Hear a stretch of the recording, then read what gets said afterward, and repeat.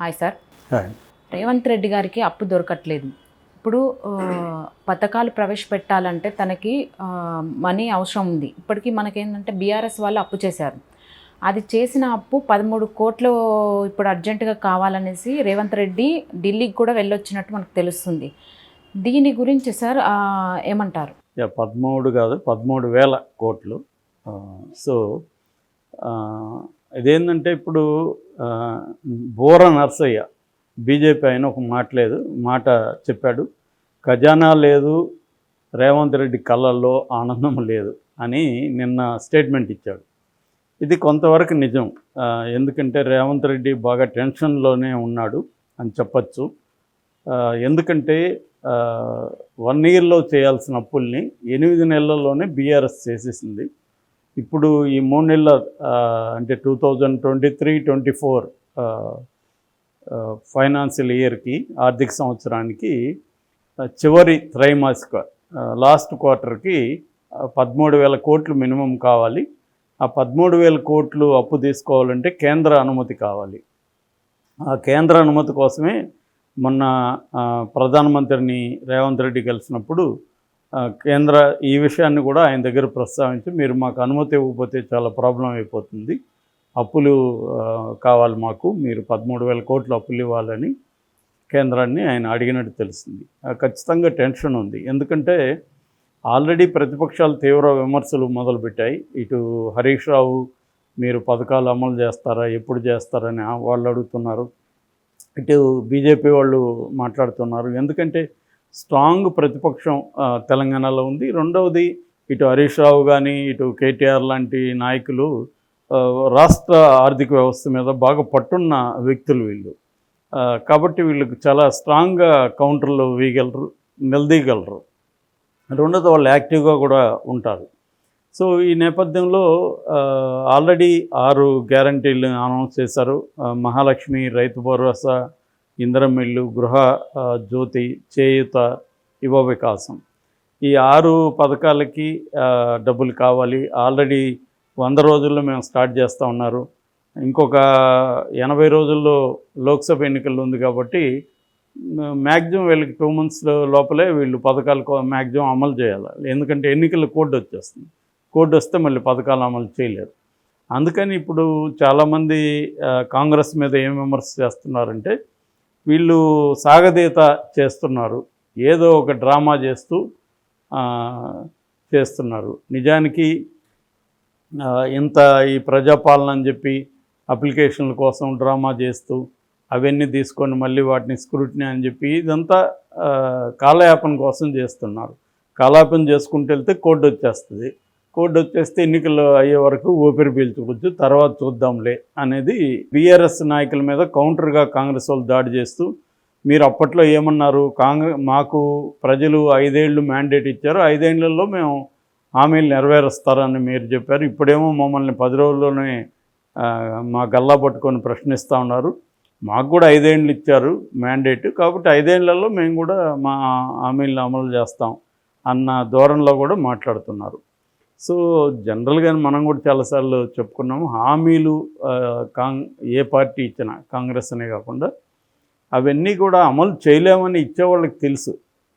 కానీ ఎందుకు ఇస్తారంటే గెలవాలి కాబట్టి ఇచ్చేస్తారు. ఇచ్చిన తర్వాత హామీల్ని అన్నిటినీ నెరవేర్చలేరు కాబట్టి రకరకాల ఎత్తులు వేస్తుంటారు ఎలా నెరవేర్చాలనేసి. ఇది మేజర్ ప్రాబ్లం.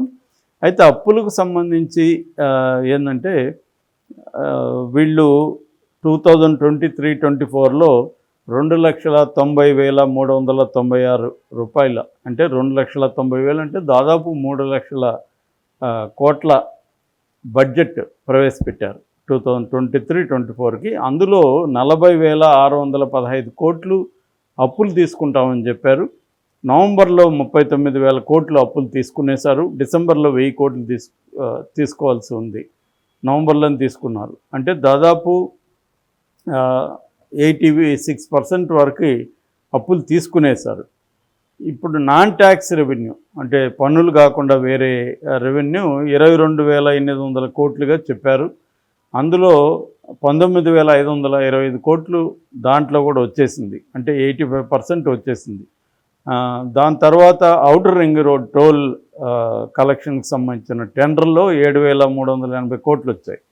అంటే వీళ్ళు చెప్పిన దానికంటే కూడా నాన్ ట్యాక్స్ రెవెన్యూ 6,000 కోట్లు అదనంగా వచ్చేసింది. దానంతా ఖర్చు పెట్టేశారు. సో ఇప్పుడు ఖజానా నిజంగానే బోర నర్సయ్య గౌడ్ చెప్పినట్టు ఖాళీగా ఉందని చెప్పచ్చు. ఇక సెంట్రల్ గ్రాంట్స్ విషయానికి వస్తే ప్రపోజ్ చేసింది 43,294 కోట్లు సెంట్రల్ గ్రాంట్స్ ప్రపోజ్ చేస్తే అందులో నవంబర్కి 10,000 కోట్లు వచ్చింది. 5,000 కోట్లు వచ్చింది, 5,300 కోట్లు వచ్చింది.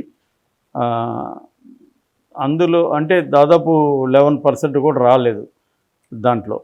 ఇంకా కేంద్రంలో పన్నుల వాటా ప్రపోజల్ 14,000 కోట్లు అయితే వచ్చింది 8,000 కోట్లు, 56,000 కోట్లు. దాంట్లో ఇంకా రావాల్సింది కూడా తక్కువే ఉంది.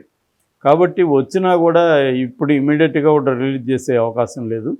సో ఇది పరిస్థితి. నిజానికి ఇది తెలంగాణ ఒకటే కాదు, అన్ని రాష్ట్రాలు మొన్నటి వరకు ఆంధ్రప్రదేశ్ అప్పుల్లో ఉందనేది అందరూ ప్రచారం చేశారు. ఇప్పుడు సడన్గా తెలంగాణ మిగుల్లో ఉందన్నట్టుగానే ప్రచారం చేసుకుంటూ వచ్చారు. ఇప్పుడు చూస్తే తెలంగాణ కూడా తక్కువేం లేదు, 6,71,000 కోట్లు 10 ఏళ్లలో అప్పులు చేశారు.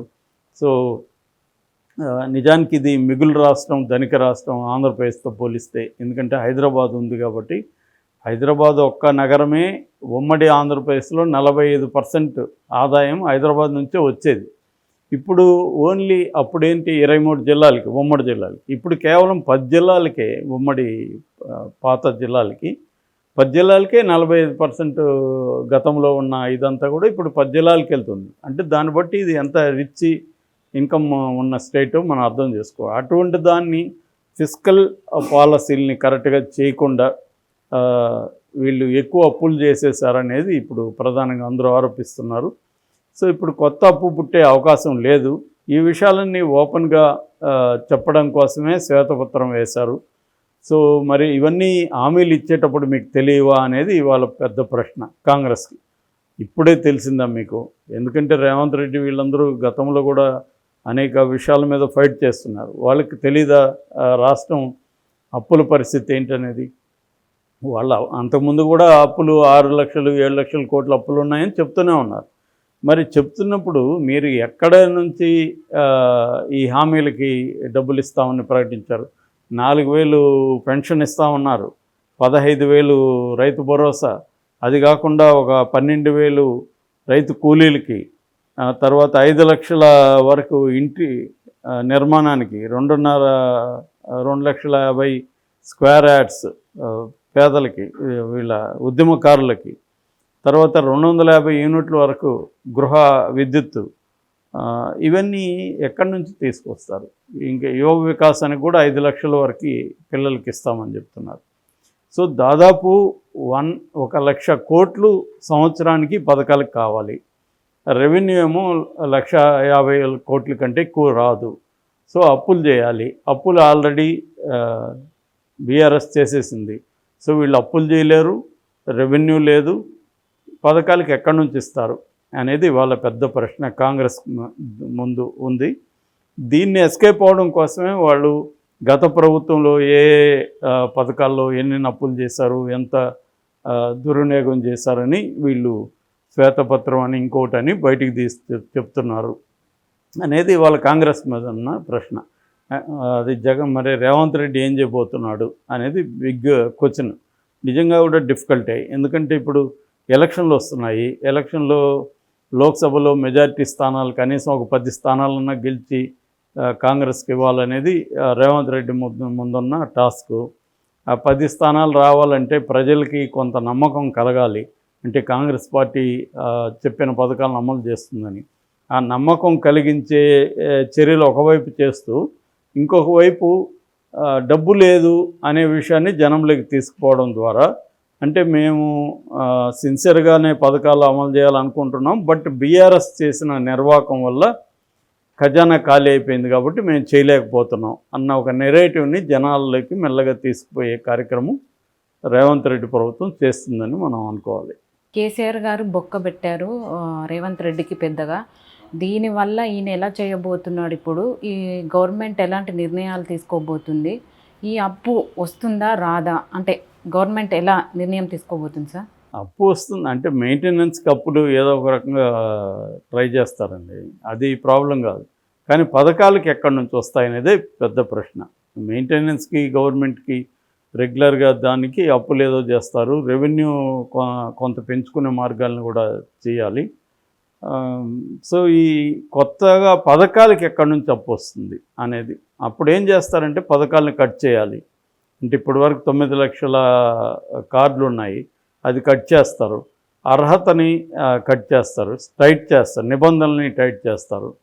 సో అంటే ఏ పథకానికి ఎక్కువ డబ్బులు అవుతాయో ఆ పథకాలని కట్ ఇప్పుడు ఫర్ ఎగ్జాంపుల్ ఆంధ్రప్రదేశ్లో ఓన్లీ పెన్షన్లకి మాత్రమే అక్కడ 25,000 కోట్లు పర్ ఇయర్, దాదాపు 24,000 చిల్లర కోట్లు అవుతుంది.